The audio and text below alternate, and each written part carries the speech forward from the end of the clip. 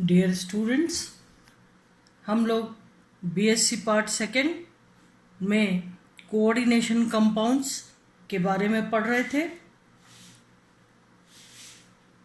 और आपने ये पढ़ा कि किस तरीके से सॉल्ट्स जो कि जल में विलय करते ही अपने सभी आयनों में डिसोसिएट हो जाते हैं, टूट जाते हैं और विलयन में अपने आयनों का टेस्ट देते हैं।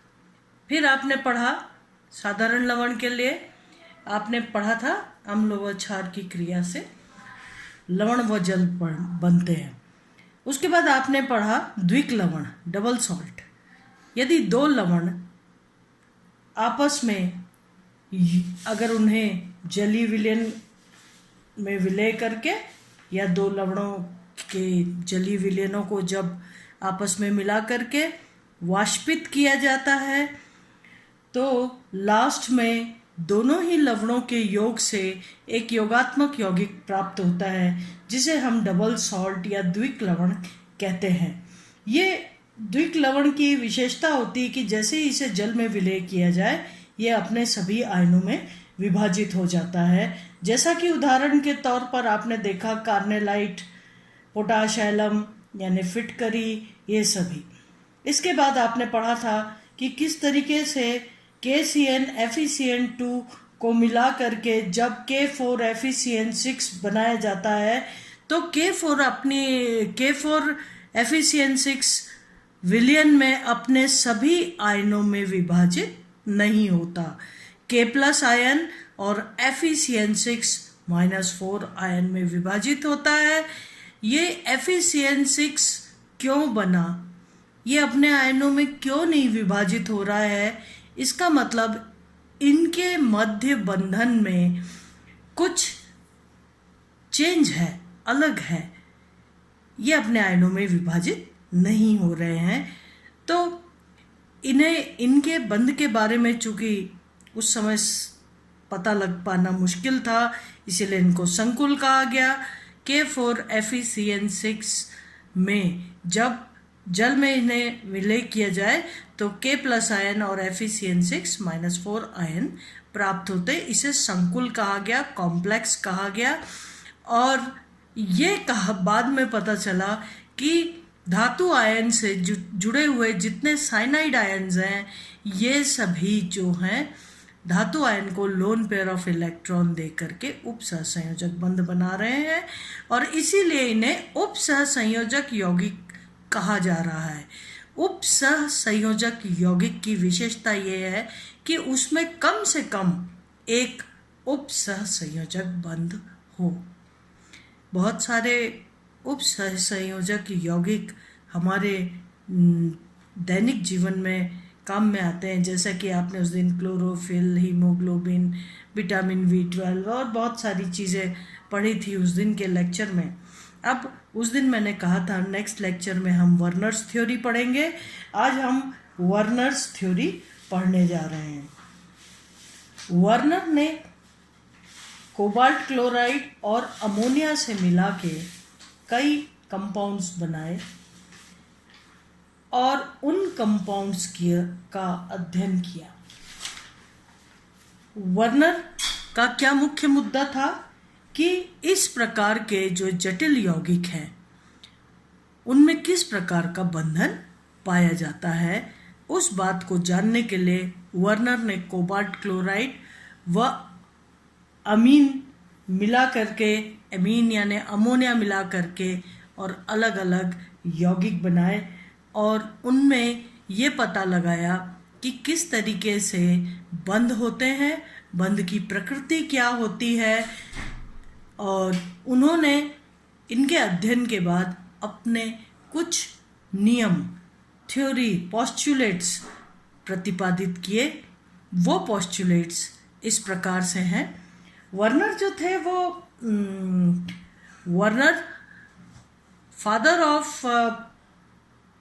वर्नर जो थे इन्हें फादर ऑफ कोऑर्डिनेशन कंपाउंड्स कहा गया और इनकी जो सिद्धांत थे वो इस प्रकार से थे कि वर्नर ने कहा किसी भी उपसंयोजक यौगिक में दो प्रकार की संयोजकताएं होती हैं, प्राथमिक संयोजकता और द्वितीयक संयोजकता। दो प्रकार की संयोजकता होती है, प्राथमिक संयोजकता, द्वितीयक संयोजकता। प्राथमिक संयोजकता को हम प्राइमरी वैलेंसी और द्वितीयक संयोजकता को सेकेंडरी और ऑक्सिलरी वैलेंसी कहते हैं। प्राथमिक संयोजकता के ही बारे में अभी अपन देख रहे हैं। प्राथमिक संयोजकता से जुड़े हुए जो आयन हैं वो आयनीय प्रकृति के होते हैं। जैसे ही जल में विलय किया जाता है अपने आयन में आयनिक रूप में आ जाते हैं। जबकि द्वितीयक संयोजकता जो है सेकेंडरी और ऑक्सिलरी जो वैलेंसी है ये अआयनीय प्रकृति की होती है, नॉन आयोनाइजेबल प्रकार की होती है। जैसा कि आपने देखा K4FeCN6 के मामले में K+ आयन आपको मिला जो कि प्राथमिक संयोजकता से जुड़ा हुआ था, और FeCN6-4 आयन मिला जो कि Fe और Cn आयनों में विभाजित नहीं हुआ बल्कि एक संकुल के रूप में मिला, यानी अआयनीय प्रकृति का कोई आयनों में विभाजन नहीं हुआ। जो प्राथमिक संयोजकता है केवल ऋणायनों के द्वारा संतुष्ट होती है, केवल ऋणायनों के द्वारा, यानी कोबाल्ट +3 है तो जो कोबाल्ट पर ऑक्सीकरण अवस्था जो है +3 है या 3 धनावेश हैं, उन्हें संतुष्ट करने के लिए ऋणायनों की आवश्यकता होती है। इसीलिए ये कहा गया प्राथमिक संयोजकता केवल ऋणायनों के द्वारा संतुष्ट होती है। जबकि द्वितीयक संयोजकता K4FeCN6 संकुल वाला भाग है, साइनाइड लिगेंड्स हैं, वहाँ पर Cn- जो है लिगेंड्स हैं, और आप जानते हैं कि Cn-1 होता है यानी उस पर एक ऋणावेश है। इसी तरीके से दूसरे संकुलों में देखा जाए तो धनायन या उदासीन अणु भी होते हैं। तो जैसे प्राथमिक संयोजकता केवल ऋणायनों के द्वारा संतुष्ट होती है, द्वितीयक संयोजकता जो होती है वो किसी भी ऋणायन, धनायन या उदासीन अणु के द्वारा संतुष्ट होती है, जिन्हें हम लिगेंड कहते हैं, और जो धातु आयन के साथ जुड़े हुए ब्रैकेट के अंदर होते हैं। आपको मैंने बताया था संकुल यौगिक को, संकुल वाले भाग को हम ब्रैकेट में लिखते हैं, कोष्टक में लिखते हैं। तो ये जो लिगेंड होते हैं वो भी कोष्टक के अंदर धातु आयन से जुड़े हुए होते हैं। धातु की जो प्राथमिक संयोजकता है उसे हम धातु का ऑक्सीकरण अवस्था भी कहते हैं, या धातु की ऑक्सीकरण अवस्था प्रदर्शित करती है। यदि 3 ऋणायन है कोबाल्ट के साथ लगे हुए, चाहे वो लिगेंड के रूप में लगे हुए हो और चाहे वो ब्रैकेट के बाहर साधारण आयन के रूप में लगे हुए हैं, अगर कोबाल्ट की संयोजकता या ऑक्सीकरण अवस्था +3 है तो -3 के साथ वो उदासीन होगी, चाहे वो 3 ऋणावेश कोष्टक के अंदर हो या बाहर हो। तो इसका मतलब क्या हुआ कि वो ऋणावेश जो लगे हुए हैं वो धातु की ऑक्सीकरण अवस्था को प्रदर्शित कर रहे हैं। प्राथमिक संयोजकता धातु की ऑक्सीकरण अवस्था को प्रदर्शित करती है, जबकि द्वितीयक संयोजकता जो होती है वो धातु की समन्वय संख्या प्रदर्शित करती है। समन्वय संख्या यानी जो धातु की समन्वय संख्या होती है उतने ही मात्रा में लिगेंड उससे जुड़े हुए होते हैं। जैसे K4FeCN6 में संकुल वाला भाग हो गया FeCN6। FeCN6 में आयरन धातु आयन से जुड़ा हुआ 6 साइनाइड समूह है, यानी आयरन की या Fe की Fe2+ आयन की जो समन्वय संख्या है वो 6 है और इसलिए द्वितीयक संयोजकता से जुड़े हुए 6 लिगेंड्स होते हैं, चाहे वो धनावेश हो, ऋणावेशित हो, धनावेशित हो या उदासीन हो। ये उसकी द्वितीयक संयोजकता कहलाती है या समन्वय संख्या कहलाती है। तो जहाँ धातु की ऑक्सीकरण अवस्था प्रदर्शित करती है प्राथमिक संयोजकता, वहीं दूसरी तरफ द्वितीयक संयोजकता धातु की समन्वय संख्या को प्रदर्शित करती है। जो धातु की प्राथमिक संयोजकता है या प्राथमिक संयोजकता से जुड़े आयन है, उन्हें हम कोष्टक के बाहर लिखते हैं। अगर यहाँ पर बात करें तो धातु की ऑक्सीकरण अवस्था केवल ऋणायनों द्वारा संतुष्ट होती है, तो इस कोष्टक के बाहर ऋणायन चूंकि कोष्टक के बाद लिखे जाते हैं, इसलिए जो ऋणायन है उन्हें यहाँ लिखा जाएगा और कोष्टक के अंदर संकुल वाला भाग प्रदर्शित किया जाएगा। जैसे अगर देखें तो K4 FeCN6 में K4 बाहर लिखा गया कोष्टक के और FeCN6 जो है कोष्टक के अंदर लिखा गया, ये संकुल वाला भाग है, साधारण आयन वाला भाग है। इसी प्रकार से ये बात जो है वो हम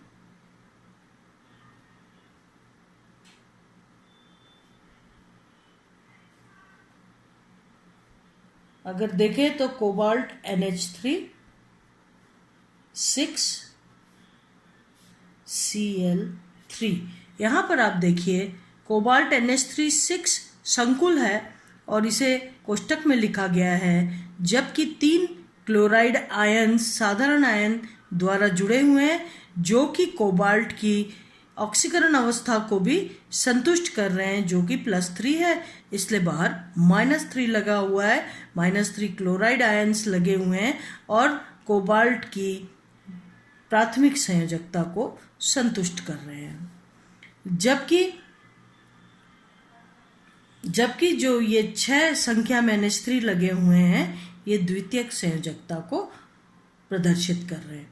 कोबाल्ट की जो द्वितीयक संयोजकता या समन्वय संख्या है वो 6 है और 6 NH3 समूह इनसे एज लिगेंड्स जुड़े हुए हैं द्वितीयक संयोजकता द्वारा। अगर देखा जाए तो ये जो लिगेंड्स हैं, ये लिगेंड्स अंतरिक्ष में विभिन्न व्यवस्थाओं में व्यवस्थित होकर कोबाल्ट NH3 6 संकुल की ज्यामिति का निर्धारण कर रहे हैं।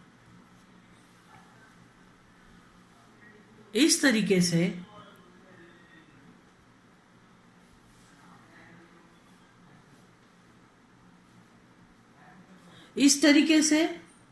कोबाल्ट NH3 6 में 6 लिगेंड कोबाल्ट के चारों तरफ अंतरिक्ष में विशेष व्यवस्था में व्यवस्थित हैं और कोबाल्ट NH3 6 संकुल की ज्यामिति का निर्धारण कर रहे हैं।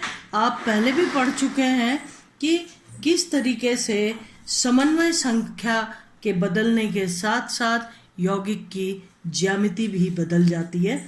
जैसे आप जानते हैं समन्वय संख्या 2, जिसमें ये धातु आयन और ये दोनों लिगेंड्स हैं। समन्वय संख्या 2 में धातु आयन के दोनों तरफ लिगेंड्स 180 डिग्री के कोण पर होते हैं ताकि उनमें कम से कम रिपल्शन हो, कम से कम प्रतिकर्षण हो और रेखीय संरचना बनाते हैं।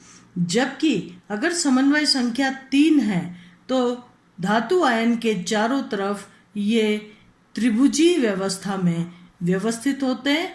एक दूसरे के मध्य 2 लिगेंड्स के मध्य 120 डिग्री का कोण होता है।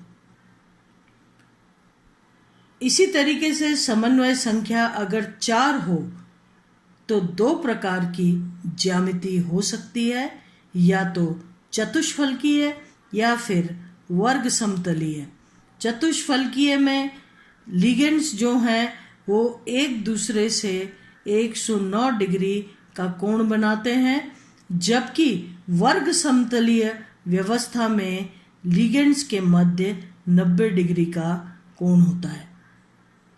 अगर समन्वय संख्या 5 देखें तो 5 में नीचे वर्ग है, अगर प्लेन पर देखें तो वर्ग है, और इस प्लेन से मेटल आयन या धातु आयन से के ठीक ऊपर जो है और एक लिगेंड है जिसका कि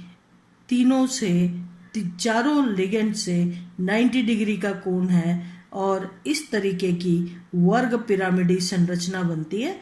एक लिगेंड इस तल के ऊपर है।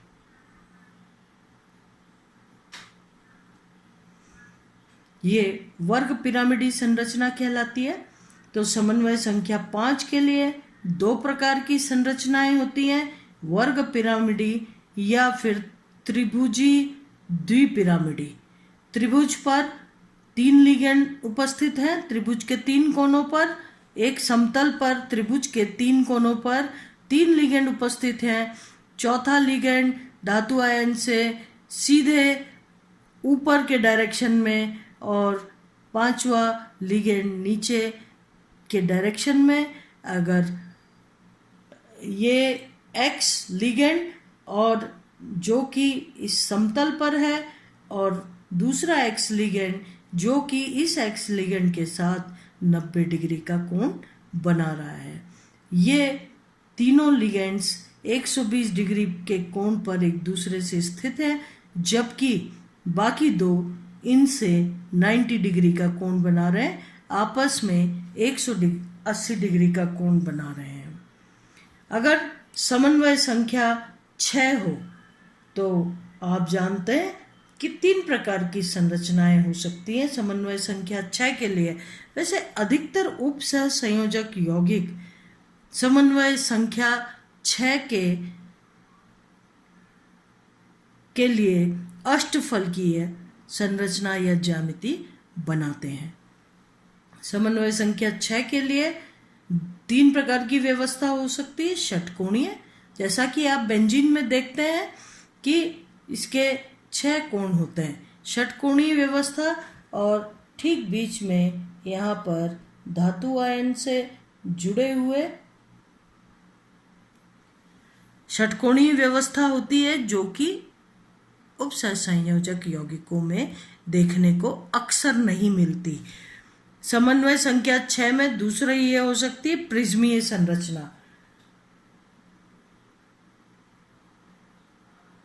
प्रिज्मीय संरचना प्रिज्म के जैसा स्ट्रक्चर, ज्यामिति, जिसके ठीक मध्य में धातु आयन होती है, और प्रिज्म के ऊपर के 3 कोनों पर 3 लिगेंड्स, नीचे के 3 कोनों पर 3 लिगेंड्स। इस प्रकार से समन्वय संख्या 6 के साथ 6 लिगेंड प्रिज्मीय संरचना में जुड़े हुए रहते हैं।